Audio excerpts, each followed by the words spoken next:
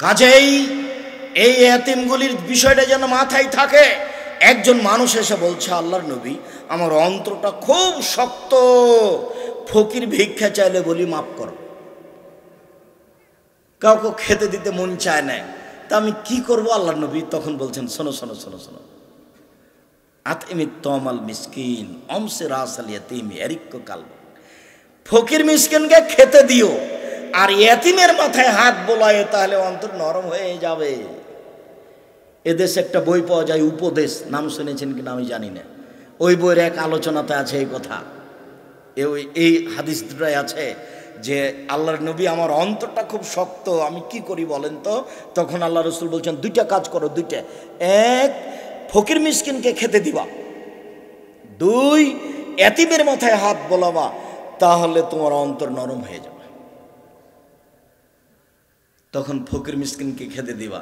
আর আপনাকে তো বলাই আছে, আর কখনো 150 চাল রান্না করবেন না, হাফ কেজি থেকে 1.5 কেজি থেকে 3 কেজি। আপনার মায়ের স্বভাবে আপনার বউকে ফিরে যেতে হবে। 150 চাল রান্না করেছেন, দুপুরে মেহমান এসেছে, তখন আপনার স্ত্রী বলছেন, কি করবে কি করবে, ভাত দিলে তো সবটি খেয়ে নেবে, এক কাজ করো, চানাচুর বিস্কুট দিয়ে বিদায় করতাম। আপনার মা ঢেঁকিতে ধান ভেঙে ভাত রান্না করতো। আপনার মাকে এখনো জিজ্ঞাসা করেন তো, তার বয়স 80 বছর, কোনোদিন মেহমানকে এভাবে বিদায় করেছে নাকি? আপনার মা ওই চুলা থেকে আগুন বের করে খড়ের সাথে একসাথে দিয়ে ফোঁক দিয়ে জ্বালিয়ে ভাত রান্না করে, এতগুলো মানুষের ভাত রান্না করতে পারেন ঢেঁকিতে ধান ভেঙে। আর আপনার স্ত্রী যেখানে রান্না করে সেখানে ফ্রিজ আছে, গ্যাসের চুলা আছে, সব কিছু আছে, তারপরেও আপনার স্ত্রী নাক সিটকানি দেন, তুমি এত রাতে মেহমান নিয়ে এসেছ, তুমি রাস্তাঘাটে খাওয়াই নিয়ে আসতে পারো নি? বউকে আমি তালাক দিতে বলিনি, তবে আমার পরামর্শ থাকলো, আপনার স্ত্রীকে আপনার মায়ের স্বভাবে ফিরে যেতে হবে, এছাড়া আপনি মেহমানকে মূল্যায়ন করতে পারবেন না। আমার দিনী বোন, আমি আপনাকে কষ্ট দিতে চাইনি, তবে আপনাকে আমি বলতে চাচ্ছি যে মেহমানের জন্য ভাত রান্না করতে শিখুন। দেবর, ভাসুর, ভাগ্নে, ভাগ্নি, স্বামীর ভাই, বন্ধু, শ্বশুরের আত্মীয় স্বজন, সবার জন্য রান্না করার জন্য প্রস্তুত থাকেন, আল্লাহ বরকত দিয়ে দেবে। আপনি 3 মাস করেন, দেখবেন টাকা পয়সা বাড়িতে বেশি হয়ে গেছে, হবেই, বলা লাগবে না।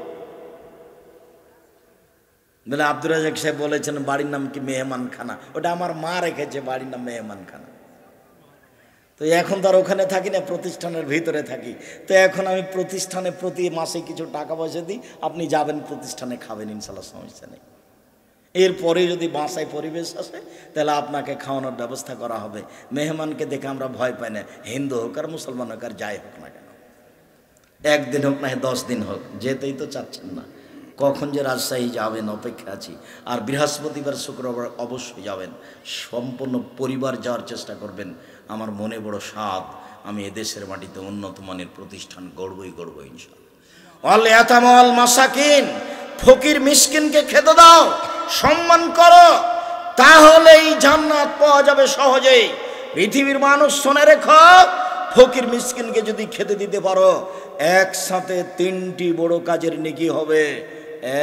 1, আল্লাহর পথে জেহাদ করলে যত নেকি হয়, ফকির মিসকিনকে খেতে দিলে তত নেকি হয়। 2, রাতে তাহাজ্জুদ পড়লে যত নেকি হয়, ফকির মিসকিনকে খেতে দিলে তত নেকি হয়। 3, নিয়মিত নফল রোজা থাকলে শাবান মাসের 1 তারিখ থেকে 15 দিন পর্যন্ত থাকবেন, বৃহস্পতিবার সোমবার থাকবেন, প্রতি মাসে 3 দিন থাকবেন, আরাফার দিন থাকবেন, মহরমের 2 দিন থাকবেন। নিয়মিত রোজা থাকলে যত নেকি হয়, ফকির মিসকিনকে খেতে দিলে তত নেকি হয়। একসাথে এক কাজে 3 নেকি।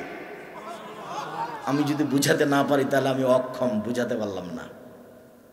1 কাজে 3 নেকি, 3টায় কোনোটাই কম নয়। 1, আল্লাহর পথে জিহাদ, বিনিময় জান্নাত। 2, রাতে তাহাজ্জুদ, বিনিময় জান্নাত। 3, নফল রোজা সেম, বিনিময় জান্নাত। সবটাই দামি দামি ইবাদত, একটা দিয়ে 3টা পাওয়া যায়। বলেন তো সেইটা কি? ফকির মিসকিনকে খেতে। তোমার স্বভাব আমার মনে আছে, তুমি মোটরসাইকেল নিয়ে ভিতরে যাচ্ছিলে বাড়ির দিকে, তখন একজন ফকির দরজায় দাঁড়িয়েছিল, তখন তুমি বিরক্ত হয়ে বলছিল, সরো সরো, তাড়াহুড়ার সময় রাস্তা ঘেরে আছে, ঝামেলা পাকা, এখানে সরো তো। তোমার স্বভাব এইটা। আর ফকিরে ভিক্ষা চাইলে খালি বলো মাফ করো। তুমি তো আমার পরামর্শ নেওনি মুরব্বী ভাইজান, আপনি তো আমার পরামর্শ নেননি, আমার পরামর্শ ভুলে গেলেন। আমি বলেছি স্ত্রীকে বলবেন, এই শোনো, বাসা থেকে যখন বের হব তখন 50টা 100 টাকা 10 টাকা নোট দিও তো, 500 টাকা নোট পকেটে থাকে, ফকির যখন আসে তখন আমি বলি মাফ করো। ভাঙতি নেই। আমি কত ক্ষমা চাইবো ফকিরের কাছে বলো তো? দিন রাত আমার ক্ষমা চাইতে চাইতে পার হচ্ছে। তো তুমি একটু 100 টাকা দিতে পারো না? 10টা 100 টাকা নোট দিয়ে দিবা, 10 টাকার নোট দিয়ে দিবা, তাহলে তো আমার 10টা ফকির পার হয়ে যাবে। এই ছেলে, তোমাকে বলছি, তুমি স্বভাব পরিবর্তন করো। তোমার মাকে বলে দিও, আম্মা যখন আমি বাড়ি থেকে বের হব তখন আপনি আমাকে 50টা 100 টাকা খুচরা দিবেন। এটা উচিত, আপনার মায়ের উচিত, আপনার স্ত্রীর উচিত, জরুরি।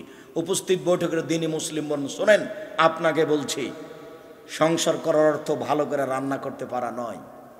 সংসার করার অর্থ আব্দুর রাজ্জাক সাহেব আসলে নিজ হাতে স্বাদ করে রান্না করে খাওয়াবো, আমি এটা চাচ্ছি না। আমি চাচ্ছি যে আপনার স্বামীর পকেটে, আপনার ছেলের পকেটে আপনি খুচরো টাকা দেন, যাতে করে ফকিরকে মাফ করুন এই কথা বলা না লাগে। আমি নিজে যখন বাড়ি থেকে বের হতাম তখন আমার মা বলতেন, কি দিয়ে যে বুঝতাম এটা বুঝি না, আমার মা তো নিরক্ষর, আমাকে বলতেন যে বেটা ছেলে বাড়ি থেকে বের হলে খালি টাকায় বের হতে হয় না। তখন আমার মা কিছু খুচরা টাকা দিত আমার সাথে, আর বলে দিতে ফকির মিসকিন চাইলে এটা দিবা। আমরা বাড়িতে তো এভাবে চেষ্টা করি। এখন আপনাকে আমি কতদিন থেকে বলে আসছি, কেন জানি আপনার স্বভাব পরিবর্তন হয় না। দাড়ি এখনো ছোটই করছেন, তা আমি কতদিন থেকে বলছি ছোট করা যাবে না। দাড়ি এখনো চাঁচছেন, কতদিন থেকে বলছি দাড়ি চাঁচা যাবে না, এখনও প্যান্টটা টাকানোর নিচে আছে। এখন আপনি দোকানে বসে আড্ডা পিটেন, কতদিন থেকে বলছি জীবনে 4 টাকার জরুরি। 1 5 ওয়াক্ত সালাত, 2 হালাল রুজি, 3 কোরআন তেলাওয়াত, অন্তত সূরা ইখলাস। কয়বার? 3 বার। 4 দোকানে বসে আড্ডা না পিটা, যেখানে 2 জন বসে আছে সেখানে বসবেন না। সেখানে গিয়ে যদি বসেন আর ওরা যদি আর একজনের কথা বলে, ওই চেয়ারম্যান খুব খারাপ, তখন তুমি যদি বলো হ্যাঁ ঠিকই বলেছিস, আসলেই খারাপ। এবার আপনি তাহাজ্জুদ পড়ে যান দেখি সব গেছে, যত টাকা পয়সা দান করেছেন তাহাজ্জুদ পড়ে সব চলে গেছে। এটা মানুষের বদনাম, এটা খুব জটিল, খুব খারাপ। যার জন্য আল্লাহ রাসূল বলছেন মুখ বন্ধ রাখো জান্নাত পাবা। মুখ বন্ধ করে দাও, জান্নাত প্রতীক্ষমান আছে তোমার জন্য।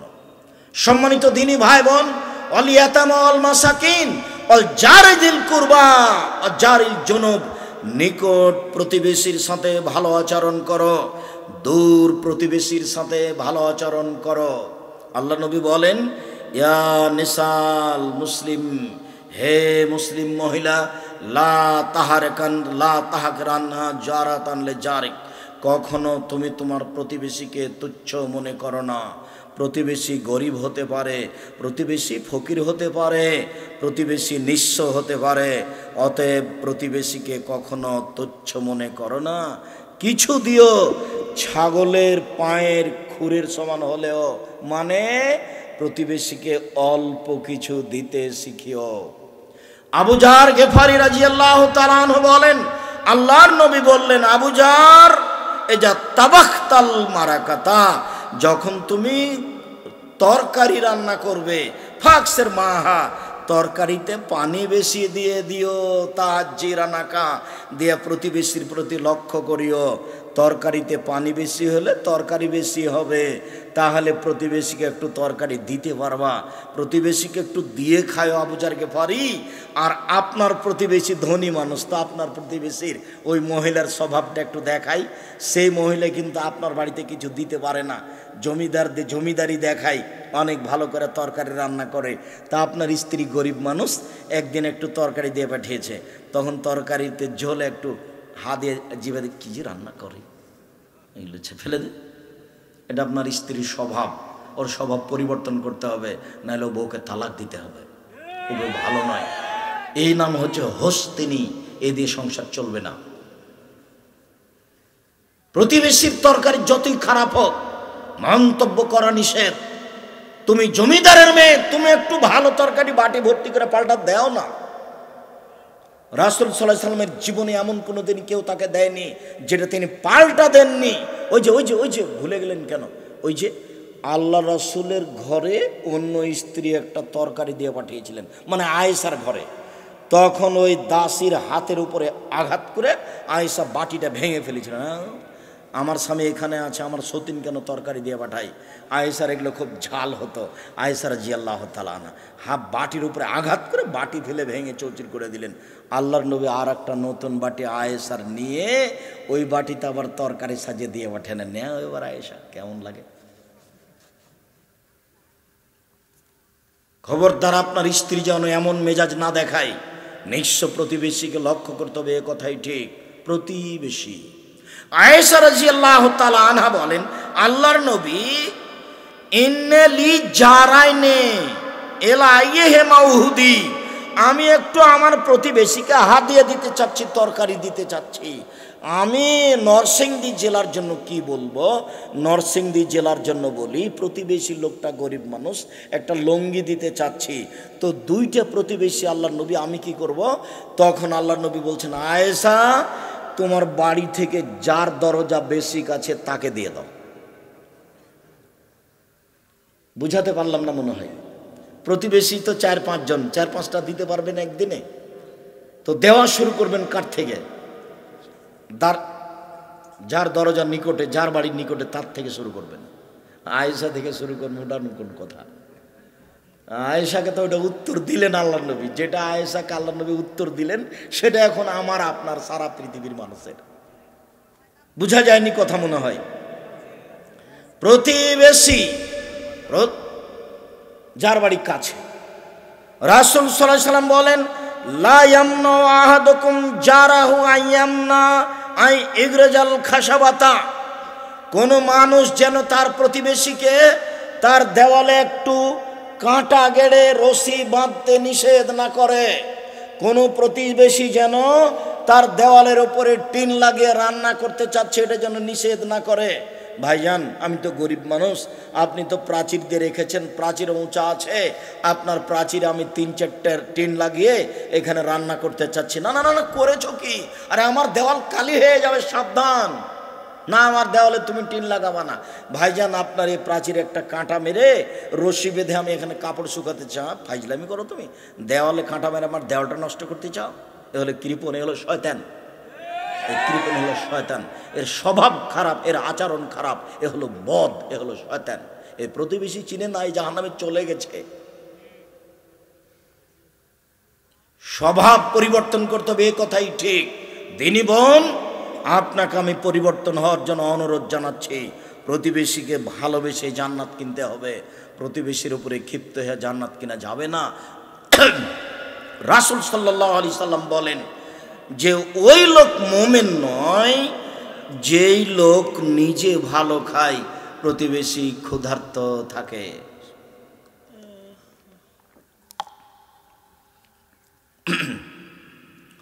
একটা লোক এসে বলছে, আল্লাহ নবী কাইফা আলমানে আহসান্ত আসাত, আমি যে ভালো মানুষ এটা আমি কি দিয়ে বুঝবো? আল্লাহ নবী বলেন তো, আমি যে ভালো মানুষ এটা আমি কি দিয়ে বুঝবো? আমি যে খারাপ মানুষ এটা আমি কি দিয়ে বুঝবো? তখন উত্তর দেখেন তো আল্লাহ নবী কি বলছেন। আল্লাহ নবী মুহাম্মদ সাল্লাল্লাহু আলাইহি সাল্লাম বলেন, শোনো শোনো শোনো শোনো, এই যা স্বামীটা আমি জিরেনাকে একলনতা হাসান্তা ফাঁকা দাসান্তা, তোমার প্রতিবেশী যখন বলবে তুমি ভালো, তখন তুমি ভালো। ওই যা স্বামীটা মিনো আসাতা ফাঁকা দাসাতা, যখন তোমার প্রতিবেশী বলবে খারাপ, তখন তুমি খারাপ। তাহলে তো আব্দুর রাজ্জাক সাহেবকে দাওয়াত দেওয়ার আগে প্রতিবেশীকে জিজ্ঞাসা করতে হবে যে আব্দুর রাজ্জাক সাহেব ভালো না মন্দ, তার বক্তব্য শোনা যাবে কি না। তাহলে তার পারিবারিক অবস্থা দেখি, তার প্রতিবেশীকে জিজ্ঞাসা করি, যে জিজ্ঞাসা করতে হবে জরুরি। তাছাড়া এভাবে ফাঁকা বক্তব্য শুনে হবে? হুজুর পর্দার বক্তব্য দিচ্ছে, হুজুর বাড়ি ঘেরা নেই কেন? বাড়ি তো হচ্ছে নরসিংদী জেলা, কুমিল্লায়। আব্দুর রাজ্জাক সাহেব কুমিল্লা নরসিংদী বলে কি বলতে চাচ্ছেন? আমি বলতে চাচ্ছি আপনার বাড়ি ঘেরা নাই, আপনি নাকি 5 ওয়াক্ত সালাত আদায় করেন, তাহাজ্জুদ পড়েন। বউ যেখানে রান্না করে সে সবাই দেখতে পায় তাকে। এর নাম পরহেজগারিতা, এর নাম ধর্ম, এর নাম ধর্ম, এর নাম আহলে হাদিস নয়। রাসূল সাল্লাল্লাহু আলাইহি সাল্লামের পদ্ধতিতে জীবিকা নির্বাহ করতে হবে, তার নাম আহলে হাদিস, তার নাম রাসূল সাল্লাল্লাহু আলাইহি সাল্লামের পদ্ধতি।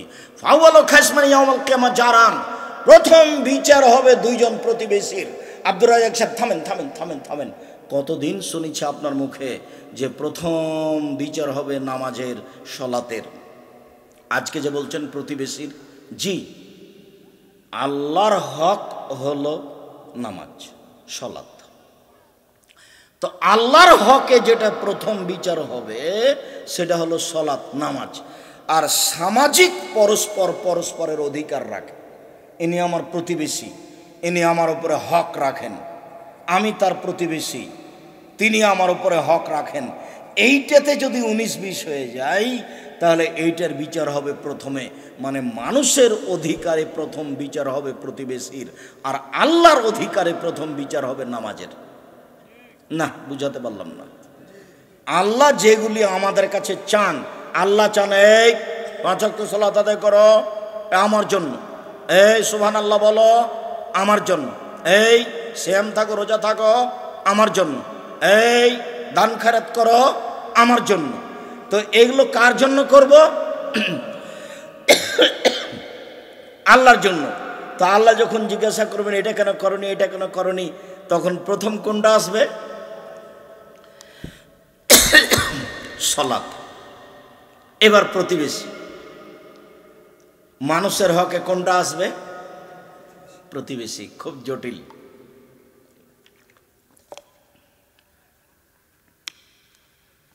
আলোচনার শেষে চলে আসলাম। 2-1টা হাদিস। রাসূল সাল্লাল্লাহু আলাইহি সাল্লাম বলেন, আল্লাহ লা ইউমিনুল জান্নাহ, আল্লাহ লা ইয়াদখুলুল জান্নাহ মান লা ইয়ামান জারহু বাওয়াইকাহু। আল্লাহর কসম, ও জান্নাতে যাবে না যে তার প্রতিবেশীকে কষ্ট দেয়। রাসূল সাল্লাল্লাহু আলাইহি সাল্লামকে বলা হলো যে ইন্না ফুলান তুযকারু মিন কাসরাতি সালাতিহা সামা সাদাকাতিহা গায়রা না তুজিবে জিরানাহা বিলিসানিহা। আল্লাহর নবী, অমুক মহিলা বেশি বেশি সালাত আদায় করে, বেশি বেশি সিয়াম পালন করে, বেশি বেশি দান খয়রাত করে, তবে মুখ দিয়ে প্রতিবেশীকে কষ্ট দেয়। আল্লাহ রাসূল বলেন, হে ফিন্নার, ও জাহান্নামে যাবে। 1 2 আল্লাহ নবী, অমুক মহিলা কম কম সালাত আদায় করে, কম কম সিয়াম পালন করে, কম কম দান খয়রাত করে, তবে মুখে প্রতিবেশীকে কষ্ট দেয় না। আল্লাহ নবী বললেন, হে ফিল জান্নাহ, ও জান্নাতে যাবে। যে 3টা আল্লাহ নবী উল্লেখ করেছেন প্রত্যেকটার বিনিময় জান্নাত। 1 বেশি বেশি সালাত মানে তাহাজ্জুদ, বিনিময় জান্নাত। 2 বেশি বেশি সিয়াম মানে নফল রোজা, বিনিময় জান্নাত। 3 বেশি বেশি দান মানে সবচেয়ে শক্তিশালী ইবাদত, পাওয়ারফুল ইবাদত দান। দান পৃথিবীতে সবচেয়ে শক্তিশালী ইবাদত। দান করলে আল্লাহর রাগ মিটে যায়, দান করলে মানুষের পাপ মিটে যায়, পানি যেমন আগুনকে নিভিয়ে দেয়। দান করলে বিচারের মাঠে এইভাবে দান ছায়া হয়ে থাকবে।